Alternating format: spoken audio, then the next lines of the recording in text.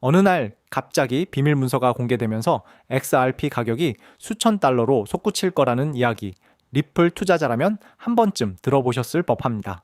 정부가 뒤에서 이미 비밀 계약을 맺어놨다는 이런 서사는 답답한 가격 정체기를 버티게 해준 강력한 심리적 장치였는데요. 하지만 이제 그 환상에서 깨어나야 할 시간이 왔습니다. 리플의 설계자이자 최고 기술 책임자인 데이비드 슈워츠가 직접 등판해서 이 모든 음모론의 종지부를 찍었기 때문이죠.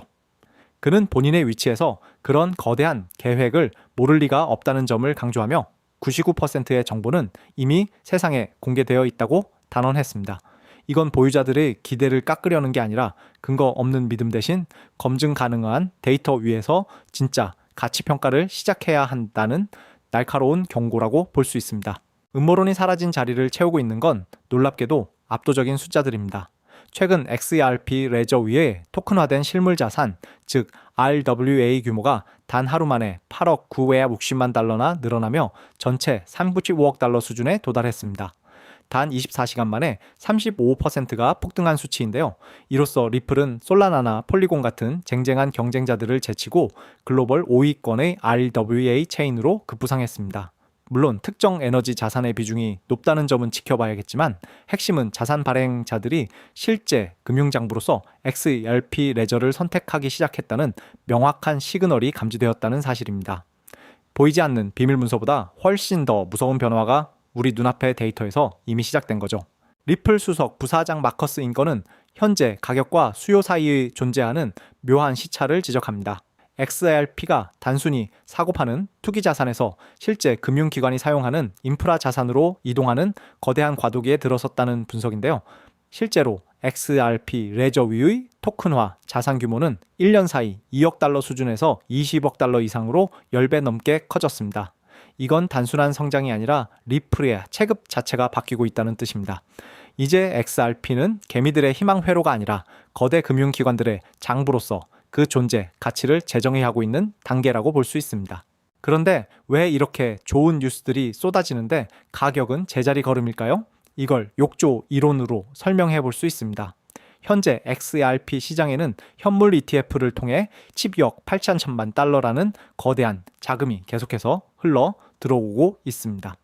9일 연속 순유입이라는 기록적인 흐름을 보여주고 있죠. 문제는 욕조의 배수구도 여러 개 열려 있다는 점입니다. 차익을 실현하려는 기존 보유자들의 매물과 에스크로 물량에 대한 부담이 빠져나가는 물처럼 가격 상승을 억제하고 있습니다. 하지만 분명한 건 유입되는 자금이 이 엄청난 매도 압력을 온몸으로 받아내며 하방을 지지하는 단계까지는 도달했다는 사실입니다. 현재 XRP ETF 시장에 빠져있는 결정적인 한 조각이 있습니다. 바로 전 세계 자산 운용 1등인 블랙록의 참여인데요. 비트코인이나 이더리움이 폭발적인 상승 모멘텀을 얻은 배경에는 레리 핑크가 이끄는 블랙록이라는 압도적인 유통망이 있었습니다. 지금의 XRP ETF는 여러 운용사가 참여하고는 있지만 블랙록급의 파급력이 가세할 때 비로소 기관 투자자들의 자금 유입 통로가 완성된다고 볼 수 있습니다. 블랙록의 등판은 단순한 신규 상품 추가가 아니라 XRP에 대한 시장의 신뢰도와 자금 유입의 격을 한 단계 끌어올리는 일대 사건이 될 것입니다. 가격 폭등을 유도할 또 다른 강력한 엔진은 기업들의 XRP 재무자산 편입, 즉 DAT 모델입니다. 미국 상장 기업들이 비트코인을 자산으로 보유하듯 이제 XRP 영역에서도 기업들이 코인을 사서 금고에 묶어두는 구조가 형성되고 있습니다. 이미 수억 개의 XRP가 이런 방식으로 기업들의 장부에 편입되며 시장에서 사라지고 있는데요. 자금이 드나드는 통로인 ETF와 물량을 아예 묶어버리는 DAT가 동시에 커진다면 어떻게 될까요? 거래 가능한 코인의 풀은 급격히 좁아지고 작은 자금 유입에도 가격이 미친 듯이 튀어오르는 공급 쇼크의 환경이 조성되는 거죠. 리플은 이제 핀테크 기업을 넘어 연방 규제를 받는 금융기관으로의 변신을 준비하고 있습니다.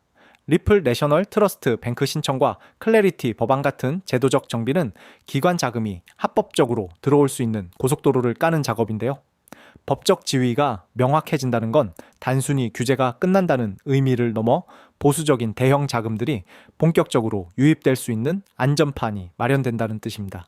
제도가 정비되어야 자금이 들어오고 자금이 들어와야 가격이 움직이는 이 필연적인 시차의 끝이 머지않았습니다. 결국 리플 투자자에게 지금 가장 위험한 건 두 가지 양극단입니다. 하나는 근거 없는 음모론의 모든 걸 거는 것이고, 다른 하나는 가격이 답답하다는 이유로 눈앞의 구조적 변화를 부정하는 것입니다. 데이비드 슈워츠가 음모론을 잘라낸 것은 우리에게 신화 대신 데이터를 보라는 이정표를 제시한 것과 같습니다. RWA의 폭발적 성장, ETF 자금의 유입, 기업들의 맷집, 그리고 규제 정비라는 네 갈래 동력이 각자의 속도로 움직이며 상승의 임계점을 향해 달려가고 있습니다. 지금처럼 시장이 주목하기 전 단계에서 이 흐름을 읽어낸다면 향후 시장의 재평가가 이루어질 때 상상 이상의 성과를 마주하게 될 것입니다. 변화는 이미 시작됐고 우리는 그 증거를 데이터로 목격하고 있습니다.